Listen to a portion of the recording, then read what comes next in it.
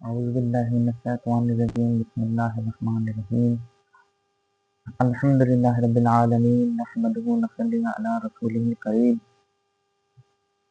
اما بعد اعوذ باللہ من الشیطان الرجیم بسم اللہ الرحمن الرحیم الا ان اولیاء اللہ لا خوف علیہم ولا هم يحزنون وقال اللہ تبارک و تعالی فی القرآن المجید ان اولیاءه الا المتقون صدق اللہ مولانا العظیم اللهم صل وسلم وبارك على سيدنا مولانا محمد وعلى آل سيدنا مولانا محمد صلاة تنجينا بها من الأهوال والآفات تقضي لنا بها جميع الحاجات وتطهرنا من جميع السيئات ترفعنا عندك على درجات وتبلغنا بها أقصى الغاية من جميع الخيرات في الحياة بعد الموت إنك على كل شيء قدير. السلام علیکم ورحمۃ اللہ وبرکاتہ. حضرات محترم، جیسے میں نے عرض کیا تھا کہ اپنی نشست میں ولی کون ہوتا ہے اور ولایت کس کو کہتے ہیں اور کرامات کا ولایت سے کیا تعلق ہے، اس میں تھوڑی عرض کروں گا. کیونکہ سرکار وقت پاک کی پہلی فصل کے اختتام پر آپ نے ولی اور کرامت پر آپ نے اپنی گفتگو پہلی فصل کے اختتام فرمایا. تو یہ بیان کرنے کے بعد پھر اگلی نشست میں انشاءاللہ دوسری فصل سرکار وقت پاک کے فیض صاحب سے شروع کروں گا. تو ابھی چونکہ اس پہ تفصیلاً گفتگو چل رہی تھی، تو اب آج میں ولی اور ولایت اور کرامت پہ بیان کروں گا. تو ولی کون ہوتا ہے؟ پہلے اس کا قرآن شریف میں اللہ تعالیٰ فرماتا ہے ان اولیاءہ الا المتقون، کہ بے شک اولیاء ہوتے ہی وہ ہیں، یعنی ولی کی جمع اولیاء ہیں، یعنی اللہ والے ولی ہوتے ہی وہ ہیں. ان اولیاء الا المتقون، جو متقی ہوتے ہیں، جو صاحب تقوی ہوتے ہیں. جیسا کہ نبی کریم صلی اللہ علیہ وسلم نے ارشاد فرمایا کہ کسی کالے کو گورے پر فضیلت نہیں، کسی کو گورے پر کالے پر فضیلت نہیں، کسی امیر کو غریب پر فضیلت نہیں، کسی غریب کو امیر پر فضیلت نہیں، الا بالتقوی، لیکن یہ فضیلت رکھتا ہے کہ تم میں جو متقی زیادہ ہو، یعنی اسے اللہ سے ڈرنے والا بہت زیادہ ہو، خوف الہی جس کے اندر بہت زیادہ ہو، وہی ولایت کے بلند مقام کو پاتا ہے. اور ولی کی شان یہ ہوتی ہے کہ بزرگان دین نے فرمایا، مکتوبات صدی میں سرفد یاحییٰ منی نے فرمایا، امام غزالی نے فرمایا اور دیگر اولیاء اکرام نے بھی فرمایا کہ ولی وہ ہوتا ہے جو گناہوں سے محفوظ ہوتا ہے. معصوم تو نہیں ہوتا. انبیاء علیہ السلام کی ذات جس طرح گناہوں سے معصوم ہوتی ہے، اسی طرح ولی وہ ہوتا ہے جو گناہوں سے محفوظ ہوتا ہے اور اللہ کی اطاعت میں مشغول ہوتا ہے اور کرامات سے گریز کرتا ہے. کیونکہ حسنات الابرار سیئات المقربین، نیکوں کی نیکیاں مقربین کے گناہ ہوتے ہیں. ابتدا میں کرامات مقصود ہوتی ہے، لیکن انتہا کے لیے، منتہی کے لیے کرامات حجاب بن جاتی ہیں. یعنی ہماری جو نیکیاں ہیں، نیک لوگوں کی نیکیاں، مقربین یعنی اللہ کے خاص بندوں کے لیے وہ گناہ ہو جاتے ہیں. تو اسی لیے تعالیٰ ایک مقام تو یہ ہے ولایت کا. اب سرکار غوث پاک نے بھی ارشاد فرمایا کہ ولایت کے بہت سے مراتب ہیں، لیکن ان میں پہلا مرتبہ ہی کرامت ہے. اور حشت بہشت میں کتاب ہے انیس الارواح دلیل العارفین،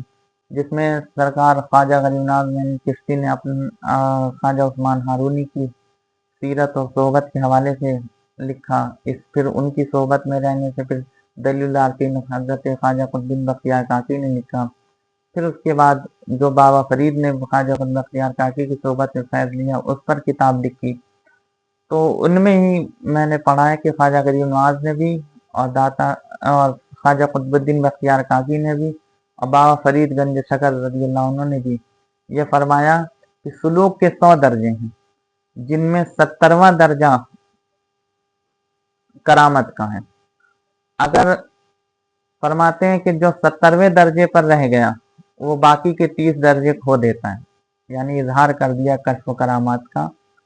اور اس میں مبتلا ہو گیا تو باقی کے ولایت کے اور سلوک کے جو 30 درجے بچے ہیں ان سے محروم ہو گیا۔ اور خواجہ قطب بن بختیار کاکی نے فرمایا، اور خواجہ غریب نواز کا بھی قول ہے، آپ نے فرمایا کہ اگر وہ سلوک کے 100 درجے تک بھی اپنے آپ کو چھپائے رہا اور کرامت ظاہر نہیں کرتا، اختیار ظاہر نہیں کرتا، کشف ظاہر نہیں کرتا، تو پھر عین ممکن ہے کہ 100 سے بھی آگے کے درجات وہ طے کر لیں ولایت و سلوک کے۔ اور اگر ابتدائی میں اس سے کوئی کرامت ظاہر ہو اور اس نے اظہار کر دیا تو وہ اگلے درجوں اور مراتب سے محروم ہو جاتا ہے۔ اور یہی بات سرکار غوث پاک نے فرمائی کہ سلوک کے جتنے بھی درجات ہیں ان میں ابتدائی میں کرامات کا درجہ ہے، اگر اس میں وہ پھنس گیا تو اگلے درجوں میں طے نہیں کر سکتا۔ کیونکہ بزرگان دین نے فرمایا، اقتباس الانوار میں ہے کہ بزرگان دین اولیاء اکرام نے فرمایا کہ 70,000 حجابات ظلمانی ہیں اور 70,000 حجابات نورانی ہیں۔ جو حجابات ظلمانی ہیں وہ تو گناہ ہیں جن میں ہم اور آپ مبتلا رہتے ہیں، بے شمار طرح کے گناہ ہیں، جھوٹ بولنا، غیبت کرنا، چغلی کرنا، نماز نہ پڑھنا، عبادت میں غفلت، طاعت میں غفلت، اللہ رسول کی نافرمانی، ہر قسم کے گناہ، حواس خمسہ سے یا خیالات کے طور پہ، حسد، بغض، کینہ، لالچ، تکبر، گناہ صغیرہ کبیرہ، سب ان حجابات 70,000 حجابات ظلمانی میں آ جاتے ہیں۔ یعنی وہ حجابات جو ظلمت کے ہیں اور گناہوں کے پردے ہیں۔ تو ولی جب سلوک میں ترقی کرتا ہے اور ان حجابات ظلمت سے نکلتا ہے، یہاں تک کہ 70 حجابات جب اس کے ہٹ جاتے ہیں تب حجابات نورانی آتے ہیں۔ حجابات نورانی جو 70,000 ہیں وہ کشف و کرامات ہیں۔ تو ان نورانی وہاں انوار و تجلیات ہے، روحانیات ہیں، اور مشاہدہ ہے، غیب ہے، ملکوت کی سیر میں، جبروت کی سیر میں، لاہوت کی سیر میں، عالم غیب کے عجائب و غرائب اس پر جو ظاہر ہوتے ہیں یا اس کو اختیارات و تصرفات حاصل ہوتے ہیں، تو ان میں اگر کوئی مبتلا ہو گیا تو وہ آگے کے درجات طے کرنے سے معذور ہو جاتا ہے، کیونکہ وہ اسی حجابات ظلمانی سے نکل کر حجابات نورانی میں پھنس گیا۔ کیونکہ اسے دنیا میں رہ کر عالم غیب کے مشاہدے میں جنت بھی دکھائی جا رہی ہوتی ہے، اس کے مقامات اور درجات بھی دکھائے جاتے ہیں، اور ظاہر سی بات ہے دنیا سے زیادہ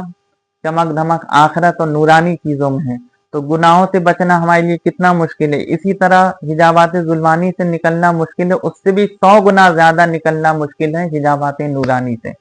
اس لیے بعض اولیاء اس مقام پر جا کر پھنس جاتے ہیں، اور جو اس مقام پہ پھنس گیا وہ پھر محروم ہو گیا آگے کے درجات و ولایت سے۔ جس طرح کہ نبی کریم صلی اللہ علیہ وسلم کی شان مقدسہ اللہ نے بیان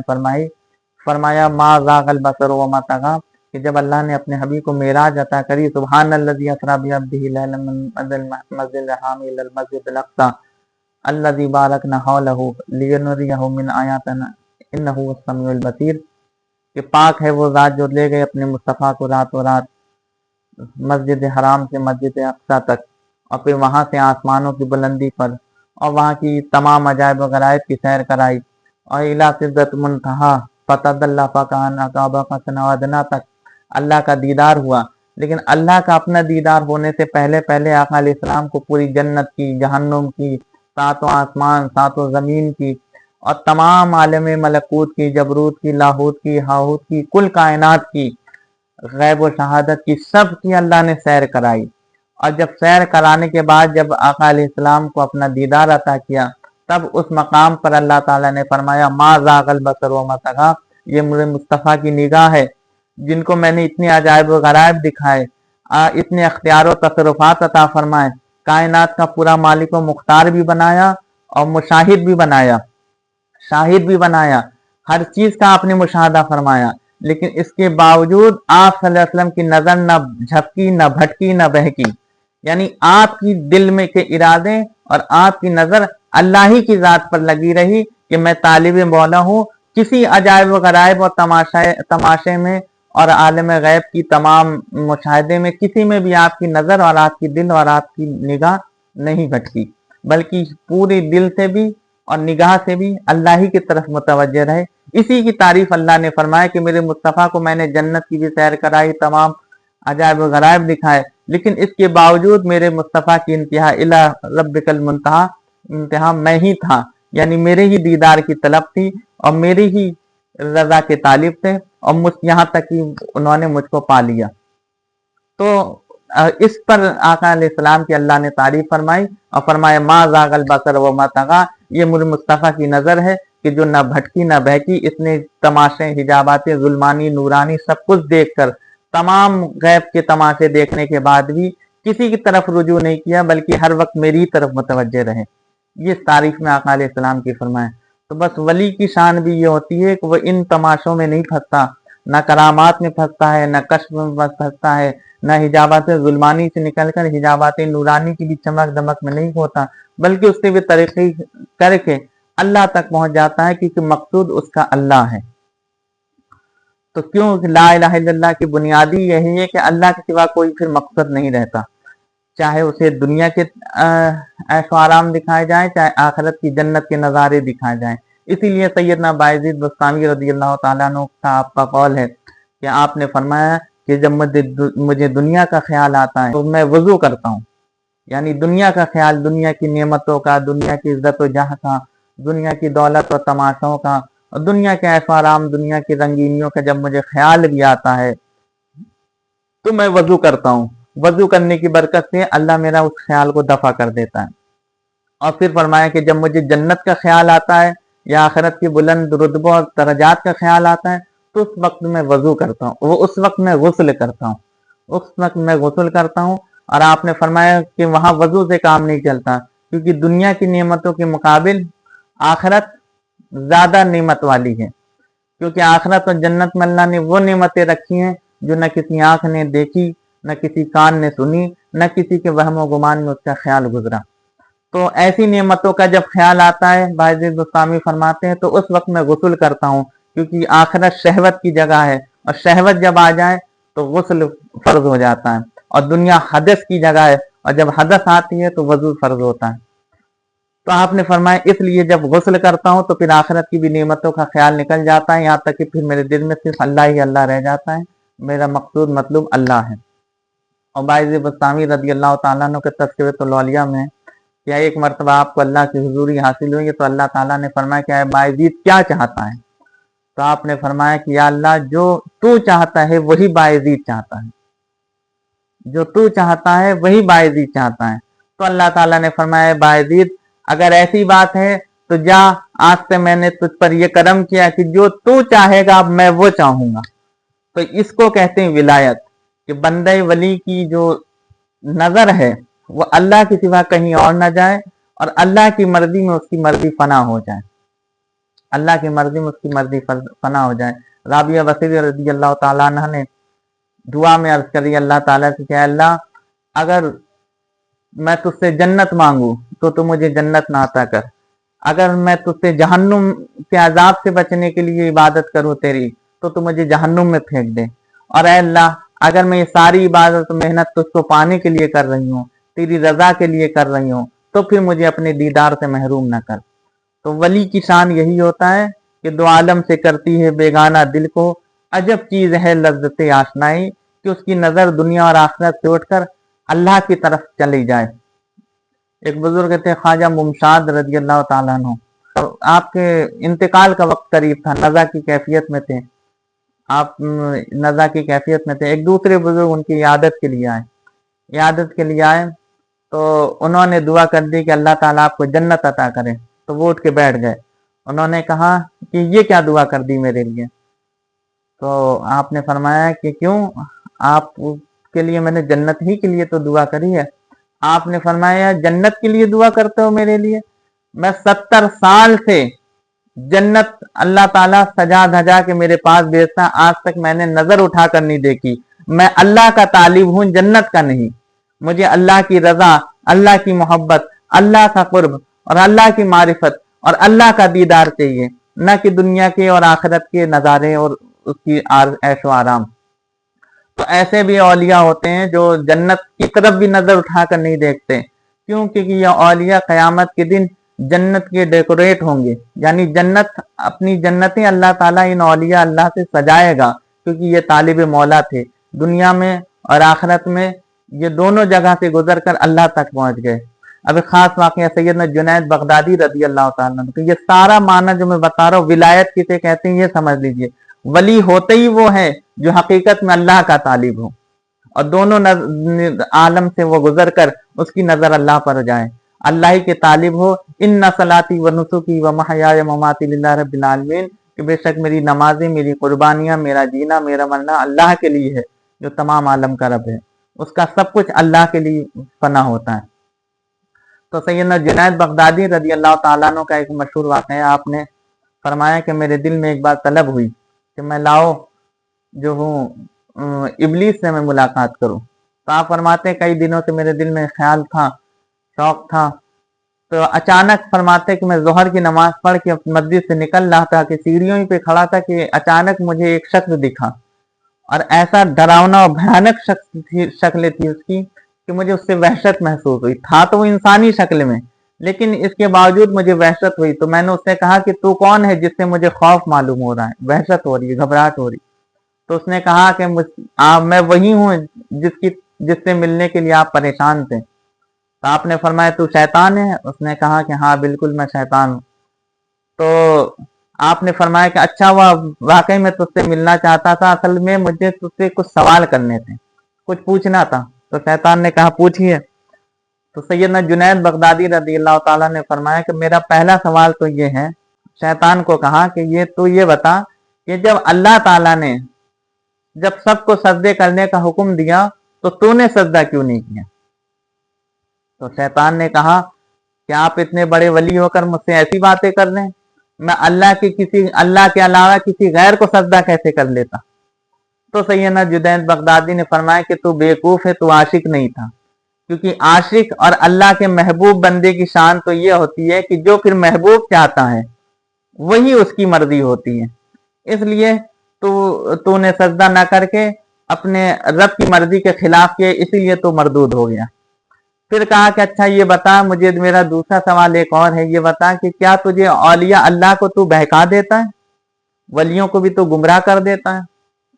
تو شیطان نے کہا نہیں، میں اولیاء اللہ کو گمراہ نہیں کر پاتا۔ اس لیے نہیں کر پاتا کیونکہ جب میں انہیں دنیا کی محبت میں پھنساتا ہوں، دنیا کے مال و دولت میں پھنساتا ہوں، دنیا کی چاہت، عزت، شہوت اور رغبت میں ان کی طرف لاتا ہوں ان کو کھینچ کے، تو وہ بھاگ کے آخرت کی طرف چلے جاتے ہیں۔ اور جب میں انہیں آخرت کی چیزوں میں مبتلا کرنا چاہتا ہوں، جنت کی نعمت، حور و قصور میں مبتلا کرنا چاہتا ہوں، تو وہ دوڑ کر اللہ کی بارگاہ میں چلے جاتے ہیں، وہاں میری رسائی نہیں، اس لیے وہ مجھ سے محفوظ ہوتے ہیں، میرے شر سے محفوظ رہتے ہیں، کیونکہ جو اللہ کا طالب ہوتا ہے وہ اللہ کا خاص بندہ ہوتا ہے، اور جو اللہ کا خاص بندہ ہوتا ہے اس کی حفاظت پھر اللہ خود کرتا ہے، اور جب اللہ جس کی حفاظت کرتا ہے تو شیطان کہتا ہے کہ میری دسترس پھر اس پر نہیں ہوتی۔ تو آپ نے فرمایا لیکن اب یہاں تک تو بات شیطان نے جواب دیا، لیکن واقعہ میں آئے آخری بار شیطان کا یہ تھا کہ شیطان نے کہا کہ ہاں کبھی کبھی جب اولیاء اللہ رشک میں آتے ہیں، وجد میں آتے ہیں اور کیفیت میں آتے ہیں، تو اس وقت اللہ تعالیٰ ان پر جو کچھ بھی الہام کرتا ہے اور ان پر کچھ اسرار کھولتا ہے تو ان کی خبر میں مجھے معلوم ہو جاتا ہے کہ کس رنگ میں ہے اور کیا ان پر اسرار ظاہر ہو رہے ہیں، اور یہ کہہ کہ وہ مردود چلا گیا۔ اب سیدنا جنید بغدادی سیڑھی پر کھڑے ہو کر سوچنے لگے کہ بتاؤ اولیاء اللہ کے راز اس مردود پر خدا کیسے ظاہر کر دیتا ہے۔ بس آپ اسی سوچ میں پریشان ہی تھے کہ مسجد میں واسطت پلٹے، اندر سے آپ کی پیر و مرشد خواجہ سری سختی رضی اللہ تعالیٰ نے فرمایا کہ اے جنید، ہرگز اس ملعون کی باتوں میں نہ آنا، کیونکہ اولیاء اللہ کی شان وہ ہے کہ اللہ ان پر وہ اسرار ظاہر کرتا ہے جس کی خبر جبرائیل و میکائیل اور ملائکہ فرشتوں تک کو نہیں ہوتی، اس مردود کو اللہ خبر دے گا۔ وہ اس کا آخری شر تھا، جو اس آخری وار تھا جو وہ تم پر کر کے گیا تھا، تاکہ تم مبتلا ہو جاؤ اس میں،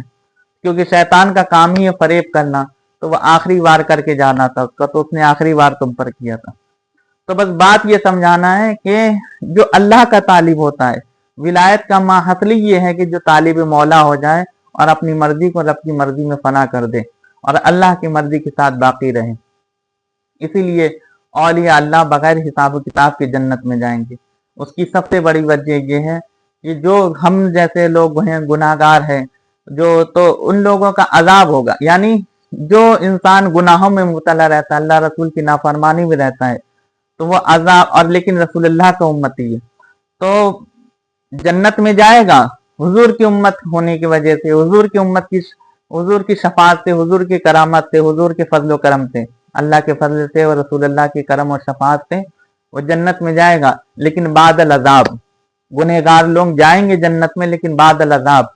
और जो हराम से भी परहेज करता है, गुनाहों से बचता है, लेकिन नेक है, हलाल करता है, हलाल में मुब्तला है, तो वो हलाल में मुब्तला रहता है तो हलाल का अजाब तो नहीं होगा लेकिन हिसाब होगा।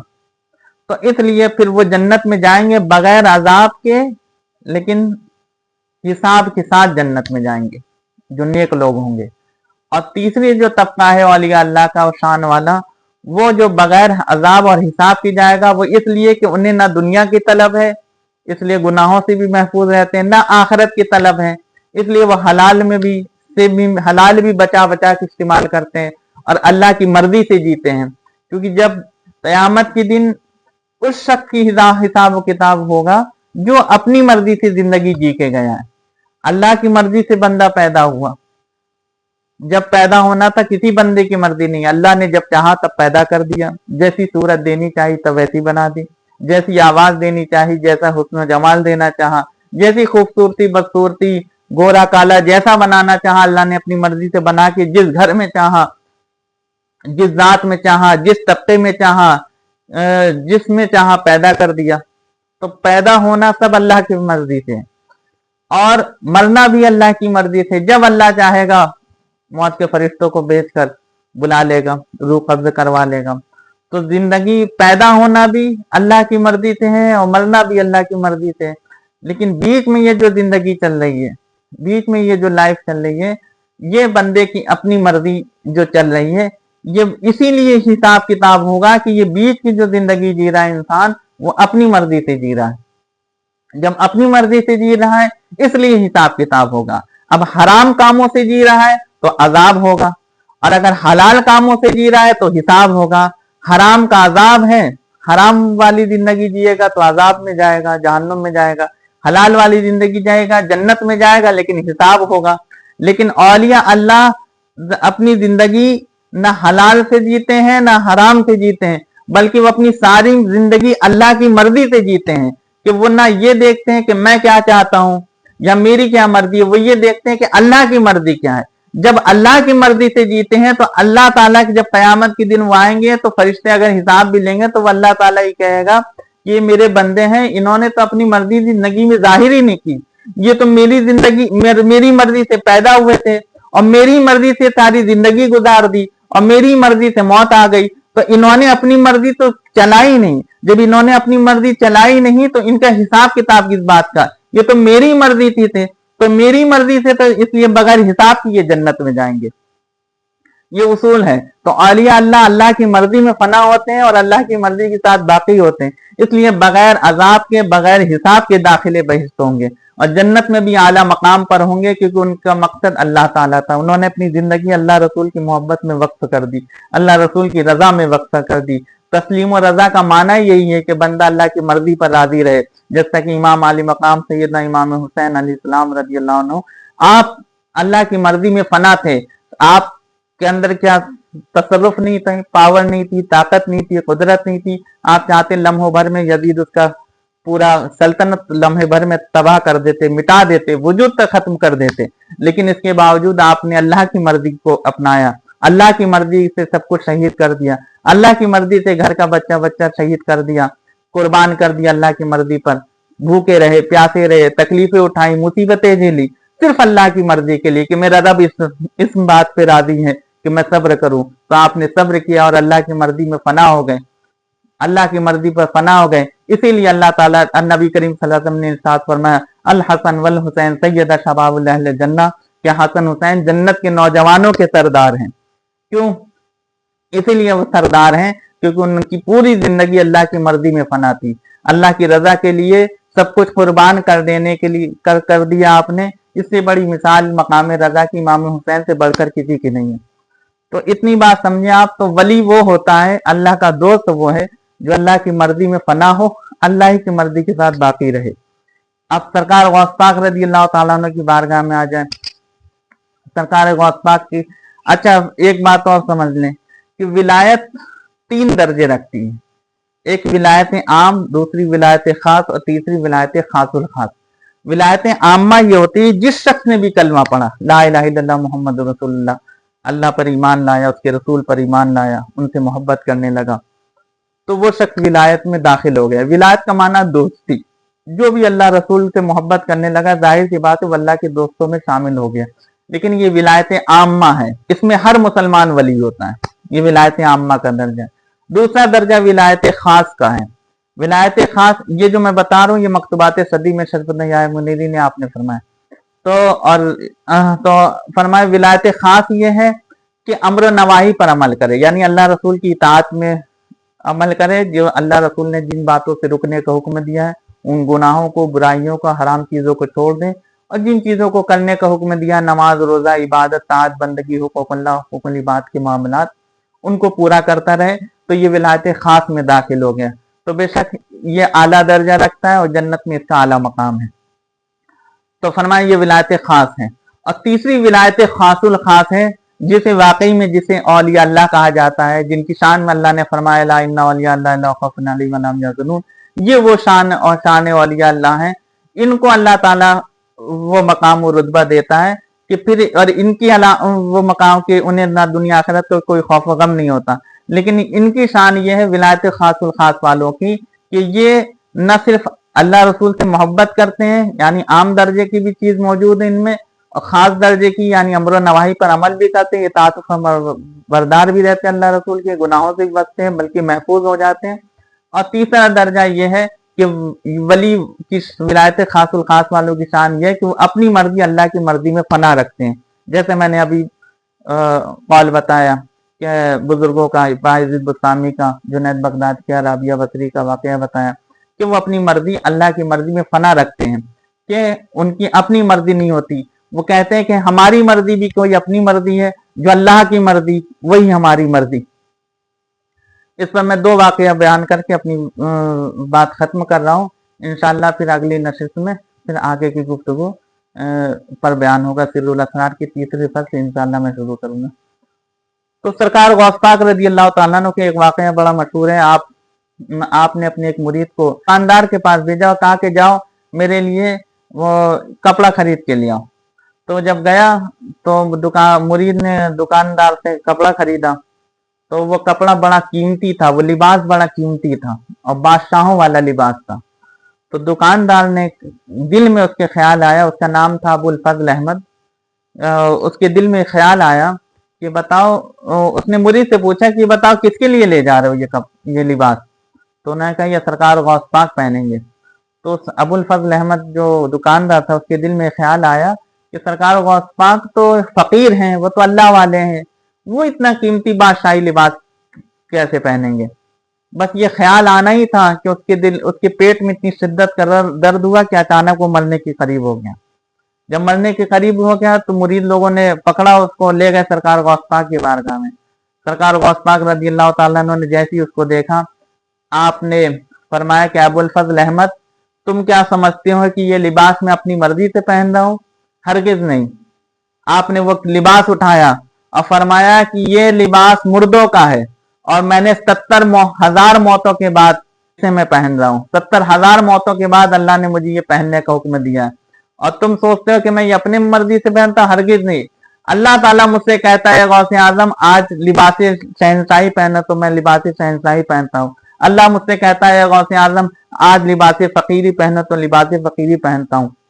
अल्लाह कहता है गौसे आजम आज खाओ, तो मैं खाता हूँ। अल्लाह मुझे कस्में दे दे के खिलाता है और पिलाता है। मैं अपनी मर्जी से न खाता हूँ, न पीता हूँ, न लिबास पहनता हूँ, बल्कि मैं हर चीज अल्लाह की मर्जी से करता हूँ। जब मुझसे मेरा अल्लाह जो कहता है वही मैं करता हूँ। और खुदा की इज्जत की कसम, न मैं उस वक्त तक खाता हूँ, न कुछ कहता हूँ, न करता हूँ जब तक मुझसे मेरा रब न कह दे गौसे आजम खाओ, ए गौसे आजम पियो, ए गौसे आजम आज ये लिबास पहन लो, ए गौसे आजम आज ये काम कर लो। तब तक मैं कुछ नहीं करता। मेरी मर्जी रब की मर्जी में फना है। आज मुझे अल्लाह ने ये लिबास पहनने का हुक्म दिया था और अल्लाह की मर्जी पर ही मैंने ये लिबास खरीदने के लिए भेजा। तो दरअसल बात यह है कि अल्लाह की मर्जी में फना थे। सरकार गौस पाक से किसी ने पूछा, कोई सवाल करता, سرکار غوث پاک ہم سے اور کسی عالم سے اگر کوئی بھی شخص سے کوئی سوال کرے تو کیا جواب دیتا ہے؟ کوئی سوال تو فوراً جواب دے، اگر علم ہے اس کے پاس تو فوراً دے دے گا، لیکن سرکار غوث پاک سے جب کوئی سوال کرتا تو آپ فوراً جواب نہیں دیتے تھے، آپ مراقبہ کرتے تھے اور فرماتے تھے ٹھہر جاؤ، میں اللہ سے پوچھ کر جواب دیتا ہوں، اگر اللہ کی مرضی ہوگی تو میں جواب دوں گا اور اللہ کا حکم نہیں ہوگا تو جواب نہیں دوں گا۔ یعنی سرکار غوث پاک کی یہ شان تھی کہ آپ ہر بات ہر شے اللہ کی مرضی سے کرتے تھے۔ اللہ جو آپ سے جو اتنی کرامات کا ظہور ہوا، کثرت کے ساتھ جتنی کرامات کا ظہور سرکار غوث پاک سے ہوا ہے روئے زمین کے کسی ولی سے نہ ہوا ہے نہ کبھی ہوگا۔ اتنی کرامات کثرت سے جو ظہور ہوا ہے یہ اللہ کی مرضی تھی۔ غوث پاک فرماتے تھے کہ میں اپنی شان نہیں بتاتا نہ اپنی کرامتیں دکھاتا، لیکن میرا رب مجھ سے کہتا ہے غوث اعظم تم اپنے آپ کو خلق میں ظاہر کرو تاکہ لوگوں کو معلوم ہو کہ ہم نے تمہیں کیا بنایا ہے۔ یعنی غوث پاک کو باقاعدہ حکم ہوتا تھا اور تب آپ یہ چیزیں ظاہر کرتے تھے، آپ کو باقاعدہ تصرفات کا، کرامات کا، اختیارات کے اظہار کا من جانب اللہ حکم تھا۔ تو ولی اگر اللہ کی مرضی سے کرامات ظاہر کرے تو پھر وہ اس پہ پکڑ نہیں ہوتی، اس پہ کوئی مرتبہ نہیں رکتا بلکہ اور بلندی ملتی ہے، کیونکہ اس سے مراد پھر کوئی نہ کوئی حکمت ہوتی ہے، دین پھیلانا ہوتا ہے یا امت کے لیے بھلائی کی باتیں ہوتی ہیں۔ اور سرکار غوث پاک یہ دوسروں کے لیے کرتے تھے، اپنے لیے نہیں۔ خود سرکار غوث پاک رضی اللہ تعالیٰ عنہ کے کئی ایسے واقعات ہیں، آپ ایک مرتبہ بیمار پڑ گئے، اتنی بخار میں ہوئے لیکن کبھی خود کے لیے شفا نہیں فرمائی، یہاں تک کہ ایک شخص نے یہاں تک کہ سرکار غوث پاک جب آپ بیمار تھے تو اور دوسرے مریدین اور گھر والے رونے لگے تو آپ غوث پاک لیٹے ہوئے تھے، یعنی 6 مہینے تک بستر سے نہیں اٹھے، اچانک اٹھ کے بیٹھے اور فرمایا کہ پریشان مت ہو، ابھی میرے جانے کا وقت نہیں آیا، ابھی میرے پشت میں میری ایک اولاد بچی ہے۔ اور دوسروں کے لیے شفا کا حکم اور شفا کے لیے کیا کرم فرماتے تھے؟ جب کوئی آپ کے پاس آتا، سرکار غوث پاک کے پاس ایک شخص آیا کہ نہیں یا غوث پاک میں بڑا بیمار ہوں اور مجھے بخار بہت آتا ہے، ٹھیک ہی نہیں ہوتا، سرکار غوث پاک آپ نے چادر پہنی ہوئی تھی، اپنی چادر اس کے اوپر اڑا دی اور فرمایا جا تو نے سلامتی کا لباس پہن لیا، اور یہ فرمانا تھا اس کا بخار اسی وقت سے اتر گیا اور مرتے دم تک کبھی دوبارہ اس کو بخار نہیں آیا۔ تو غوث پاک خود اللہ کی مرضی پر راضی رہتے تھے لیکن دوسروں کو پل لمحے بھر میں شفا عطا کر دیتے تھے۔ اب اللہ کی مرضی بیمار رکھنے کی تو بیمار رہتے تھے، شفا دینے کی ہوتی تو شفا یاب رہتے تھے، جس حالت میں اللہ رکھتا تو اس حالت میں راضی رہتے تھے۔ یہی نبی کریم صلی اللہ علیہ وسلم کی صفت مقدسات تھی کہ آپ ہر حال میں اللہ سے راضی رہتے۔ آخری واقعہ خواجہ نظام الدین اولیاء کا بیان کر کے ختم کر رہا ہوں، اور سمجھ لے کہ ولایت اللہ کی مرضی پہ جینے کا نام ہے، بس بات یہ ہے، ولایت خاص الخاص جو ہے اولیاء اللہ ہوتے ہی وہ ہیں جو اللہ کی مرضی پہ راضی ہو اور اللہ کی مرضی کے ساتھ فنا ہو، تو پھر اللہ ان کی مرضی پر آ جاتا ہے۔ جب وہ اللہ کی مرضی پر کچھ کہتے ہیں تو پھر اللہ بھی ان کی مرضی پھر سے تقدیریں بدل دیتا ہے، لوح محفوظ کی لکھی ہوئی باتیں تک پلٹ دیتا ہے۔ ایک شخص تھے، ایک بزرگ تھے، خواجہ نظام الدین اولیاء محبوب اللہ کے پاس آئے اور بڑے عبادت گزار، بڑے نیک، اور وہ مرید ہونے کی نیت سے آئے۔ جب مرید ہونے کی نیت سے آئے تو ان کی پہلے کے لوگ چیک کرتے تھے کہ دیکھیں یہ ہمارے پیر بننے کے لائق ہیں کہ نہیں، تو خواجہ نظام الدین اولیاء کا صبح سے شام تک دربار لگا رہتا تھا اور ہر کوئی اچھا برا آتا، کوئی دعا کے لیے آتا، آپ دعا کر دیتے، کوئی کھانا مانگنے آتا، کوئی کسی بھی تکلیف میں آتا، لنگر تو آپ کا چلتا ہی رہتا تھا، جو جس تکلیف میں آتا آپ اس کی تکلیف دور کر دیتے، صبح سے شام تک خلقے میں بیٹھے رہتے۔ تو وہ بھی بزرگ آ کے بیٹھ گئے اس ارادے سے کہ اگر صحیح لگے تو میں ان سے مرید ہو جاؤں گا۔ نام و شہرت بڑی سنی تھی خواجہ نظام الدین اولیاء میں ملائی تھی، تو صبح سے شام تک دیکھا کہ خواجہ نظام الدین اولیاء بس 5 وقت کی نماز پڑھتے ہیں اور خلقے میں ہی بیٹھے رہتے ہیں اور لوگوں ہی کی تکلیفیں اور مصیبتیں دور کر رہے ہیں، لوگوں کی ہی حاجت روائی میں مشغول ہیں۔ تو جب صبح سے شام ہو گئی تو سب تو محبوب الہی سے ملے لیکن وہ بزرگ نہیں ملے، تو جب مجلس جب ختم ہونے لگی شام کو عشاء کے وقت، تو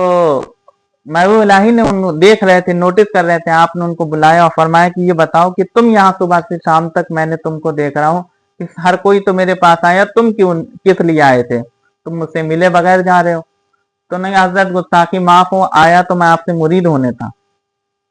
ہونے کے لیے تھا، لیکن میں نے دیکھا کہ آپ تو اللہ کے لیے آپ کے پاس کوئی ٹائم ہی نہیں ہے، بس 5 وقت کی نماز پڑھتے ہیں۔ 5 وقت نماز کون نہیں پڑھتا؟ ہر مسلمان پڑھتا ہے۔ اس میں پھر ولایت اور شیخ ہونے کا کوئی مقصد ہی نہیں ہوتا، وہ تو عام لوگ بھی کرتے ہیں۔ سارا دن تو آپ خلق میں گزارتے ہیں، آپ خالق کو کیا ٹائم دیتے ہیں؟ اس لیے میرا دل آپ پر نہیں آیا کہ میں آپ سے مرید ہوں۔ تو اب محبوب الہی مسکرانے لگے اور کہنے لگے ٹھیک ہے، تم نے میرا دن دیکھا ہے، میری رات بھی دیکھ لو۔ اور فرمایا کہ آج رات رک جاؤ، صبح جانا۔ تو انہوں نے کہا ٹھیک ہے، ہو سکتا ہے رات میں آپ عبادت کرتے ہوں، اللہ کو ٹائم دیتے ہو، چلیے رات بھی دیکھ لیتے۔ تو آپ نے خادم کو حکم دیا، بستر خواجہ نظام الدین اولیاء کے کمرے میں ان بزرگ کا لگا دیا گیا۔ خواجہ نظام الدین اولیاء نے عشاء کی نماز پڑھی اور نماز پڑھ کر آپ کھانا کھایا، بزرگ کو بھی کھلائے اور کھا کے آپ اپنا بستر پہ لیٹ گئے، سو گئے۔ اور وہ بزرگ رات بھر کھانا کھانے کے بعد کھانا بھی انہوں نے تھوڑا سا کھایا اور مصلی بچھا کر رات بھر عبادت میں لگے رہے، نماز روزہ، نماز میں، پڑھائیوں میں، عبادت میں لگے رہے۔ جب تہجد کا وقت ہوتا ہے تو خواجہ نظام الدین اولیاء اٹھتے ہیں، چند رکعتیں تہجد کی پڑھی اور کچھ اوراد و وظائف آپ نے ذکر و اذکار کیے، پھر اس کے بعد فجر کی نماز آپ نے پڑھی اور وہ بزرگ عشاء سے فجر تک عبادت میں مشغول رہے۔ پھر انہوں نے کہا کہ فجر کے بعد جب ملاقات ہوئی تو انہوں نے کہا کہ حضرت اب جانے کی اجازت دیجیے، اب تو میں نے آپ کی رات بھر بھی دیکھ لی، رات بھر آپ سوتے رہتے ہیں، صرف تہجد پڑھتے ہیں اور تھوڑے سے وظائف پڑھتے ہیں اور فجر میں پھر آپ خلق میں بیٹھنے جا رہے ہیں۔ محبوب اللہ نے فرمایا ایسا ہے، سچ بات ہے، تم نے بڑی محنت کری، رات بھر عبادت کری، رات بھر نمازیں پڑھی، ذکر و اذکار کیا، ایسا ہے تھک گئے ہوگے، تھوڑا آرام کر لو، تھوڑا آرام کر لو۔ تو انہوں نے کہا ٹھیک ہے، تھک تو گیا ہوں، جانا تو ہے ہی، مجھے آرام ہی کر کے جاتا ہوں۔ تو ان کا بستر تو لگا ہی تھا، جا کے سو گئے اس پر۔ جب وہ سوتے ہیں تو خواب میں کیا دیکھتے ہیں کہ سامنے محبوب الہی خواجہ نظام الدین اولیاء کھڑے ہیں اور خود وہ کھڑے ہیں بزرگ، اور بزرگ جو کھڑے ہیں تو وہ دیکھ رہے ہیں کہ ان کے سر پر ایک ٹمٹماتا سا نور ہے، جیسے چراغ کا ایک نور ہے، چراغ کی جیسے لو ہوتی ہے اور تیز ہواؤں میں جیسے چراغ کی لو اب بجھے کہ تب بجھے والی حالت ہوتی ہے، ٹمٹما رہا ہے نور کی، کب بجھ جائے۔ تو اور سامنے دیکھتے ہیں خواجہ نظام الدین اولیاء کھڑے ہیں اور ان کے چہرے انور پر، ان کے سر مبارک کے اوپر اتنا تیز سورج آفتاب کی طرح روشن نور ہے جس کی شعاعیں عرش معلیٰ تک جا رہی ہیں، زمین سے آسمان تک اس کی شعاعیں جا رہی، اس کی روشنی جا رہی ہے اس نور کی، اور اتنا تیز نور ہے کہ اس پر نگاہیں نہیں جم پا رہی، یعنی آنکھ جیسے چندیا جاتی ہیں دھوپ میں سورج کو دیکھنے سے، ویسے وہ آنکھیں چندیا رہی، آنکھیں دیکھ نہیں پا رہی، نگاہ جم نہیں پا رہی اس سورج کو دیکھ، سورج اتنی زیادہ نور اور روشنی ہے اس میں۔ جب انہوں نے یہ خواب دیکھا وہ بزرگ گھبرا کے اٹھ گئے۔ جب گھبرا کے اٹھ گئے تو محبوب الہی کے پاس فوراً پہنچے، کہنے حضرت مجھے سمجھ میں نہیں آیا کہ میں نے اتنی عبادت کروں، میں روزے رکھتا ہوں، رات بھر عبادت کرتا ہوں، اتنی کثرت سے اللہ کی اطاعت کرتا ہوں، اس کے باوجود مجھے ٹمٹماتا سا نور ملا جس کی حالت یہ ہے کہ اب بجھے کہ تب بجھے، جو پھونک سے ہی بجھ جائے، اتنا کمزور نور مجھے ملا۔ اور میں نے آپ کو دیکھا کہ آپ تو سارا وقت خلقوں کو دیتے ہیں، صرف 5 وقت میں نماز پڑھتے، تہجد اور چند وظیفے پڑھتے ہیں، اور آپ نور، اللہ نے وہ روشنی اور نور دی جس کی شعاع عرش معلیٰ تک جا رہی ہے، جس پر نگاہ تک نہیں جم پا رہی، اتنا تیز اور روشن نور سورج کی طرح چمک رہا ہے۔ تو محبوب الہی ہنسنے لگے، فرمانے لگے بس بات یہ ہے، یہی تمہیں سمجھانا تھا کہ اصل بات یہ ہے کہ ولایت، تصوف، روحانیت، کرامت، شریعت، طریقت و معرفت اور حقیقت، یہ تمام چیزیں نہ ورد و وظیفہ کا نام ہے، نہ علم کا نام ہے، نہ اطاعت کا نام ہے، نہ کثرت ذکر و عبادت کا نام ہے، یہ سب کچھ نام ہے اپنی مرضی کو اللہ کی مرضی میں فنا کر دینے کا۔ یعنی اللہ کی مرضی، اللہ جب جگائے تو بندہ جگ جائے، اللہ جب سلائے تو بندہ سو جائے، اللہ جب کہے میری عبادت کرو تو عبادت میں مشغول ہو جائے، اللہ جس حال میں رکھے، اللہ بیمار رکھے تو بیمار رہ لے، اللہ خوش رکھے تو خوش رہ لے، اللہ غمزدہ رکھے تو غم میں رہ لے، اللہ جس حال میں رکھے ہر حال میں صابر و شاکر رہنا، اس کو ولایت کہتے ہیں۔ پھر آپ نے مثال دی، کس کی مثال ایسے سمجھو کہ ایک معصوم چھوٹا بچہ ہوتا ہے گود کا، جب وہ روتا ہے تو بھی ماں پیار کرتی ہے، ہنستا ہے تو بھی ماں پیار کرتی ہے، وہ جس حال میں ہو ماں کی، اس کی اپنی مرضی نہیں ہوتی بلکہ وہ ماں کی مرضی پر ڈیپینڈ ہوتا ہے۔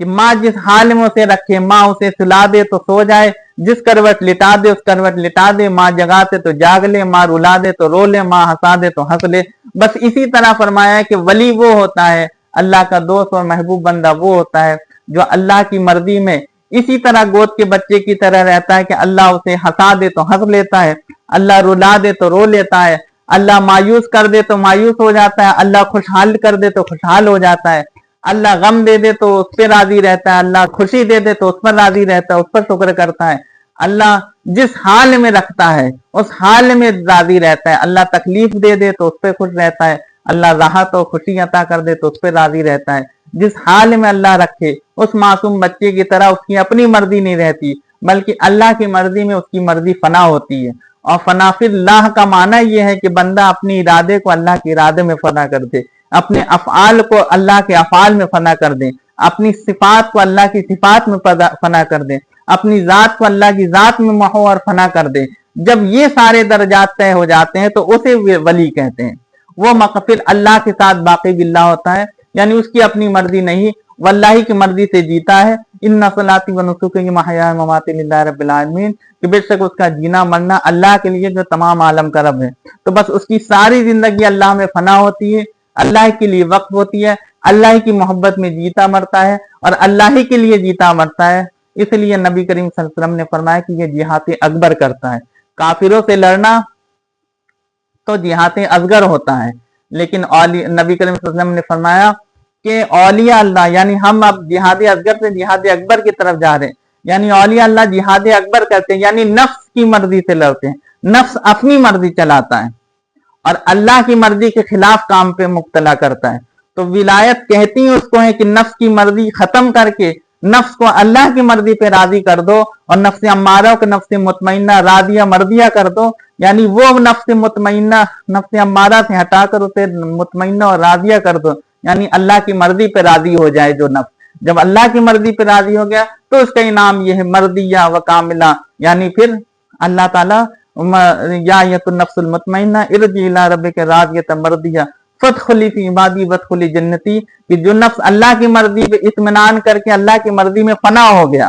اس کو ولایت کہتے ہیں۔ اب اس کی اللہ کی طرف سے انعام اس کو یہ ملتا ہے کہ اللہ مرضیہ، یعنی اسے نفس مرضیہ حاصل، یعنی اللہ پھر اس سے راضی ہو جاتا ہے، اور جس سے اللہ راضی ہو جاتا ہے فادخلی فی عبادی، تو اسے اپنے بندوں میں شامل کر دیتا ہے۔ کون بندے؟ بندے تو سبھی ہیں، لیکن یہاں بندوں سے مراد وہ بندہ جن سے اللہ راضی ہو گیا، اور وہ کون ہے؟ وہ انبیاء اولیاء کے طبقات ہیں، ان میں اللہ اپنے اس خاص بندے کو شامل کر دیتا ہے، وادخلی جنتی، اور اسے اپنے نعمتوں والی جنت عطا کر دیتا ہے۔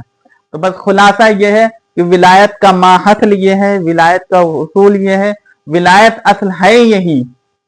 کہ بندہ اللہ کی مرضی میں فنا ہو اور اللہ کی مرضی کے ساتھ راضی ہو۔ میں نے قرآن سے بھی بتایا، بزرگوں کے اقوال سے بھی بتایا کہ ولایت اسی کو کہتے ہیں، اور ولی وہی ہوتا ہے جو اللہ کی مرضی میں فنا ہو اور اللہ کی مرضی کے ساتھ باقی رہے۔ اسی کو فنا فی اللہ اور باقی باللہ اور واقع باللہ کہتے ہیں، کہ اللہ کی ذات میں کھو جائے اور اللہ ہی کے مشاہدے میں مستغرق رہے۔ اور ولایت کا ماحصل یہی ہے۔ اور کرامات حجابات بنتی اس لیے کہ کرامات بندے کے اپنی ارادے کے ساتھ ہوگی تو اسے مبتلا کر دے گی، گمراہی کر دے گی، لیکن اللہ کی مرضی کے ساتھ جیسے اولیاء اللہ کو اللہ کی طرف سے حکم ہو جاتا ہے اظہار کرامت کا، پھر وہ کرامت حجاب نہیں بنتی، کیونکہ وہ خدمت خلق بنتی ہیں یا اللہ کے حکم کی دین محمدی کے فروغ کا ذریعہ بنتی ہے۔ تو بس بات یہ ہے کہ ولی یہ ہوتا ہے جو اللہ کی مرضی میں فنا ہو، اللہ کی مرضی کے ساتھ باقی ہو، اور اپنی مرضی سے نہ